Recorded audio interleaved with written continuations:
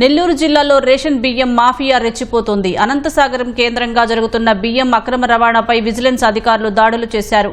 ఎనగలూరు గ్రామ శివారులోని పంట పొలాల్లో 200కు పైగా రేషన్ బియ్యం బస్తాలను దాచి ఉంచినట్లు సమాచారం అందుకున్న అధికారులు వాటిని స్వాధీనం చేసుకున్నారు.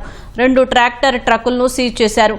అనంతసాగరం ఆత్మకూరు సంగం బుచ్చి మీదుగా అక్రమ రవాణా జరుగుతున్నట్లు అధికారులు గుర్తించారు. ఈ వ్యవహారంలో కొంతమంది అధికారులు మాఫియాకు సహకరిస్తున్నారన్న ఆరోపణలు వినిపిస్తున్నాయి.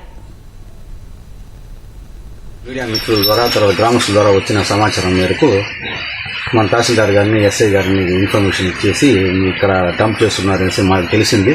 కొన్ని బస్తాలు పీడిఎస్ బియ్యం ఉన్నాయి, సీల్ బియ్యం.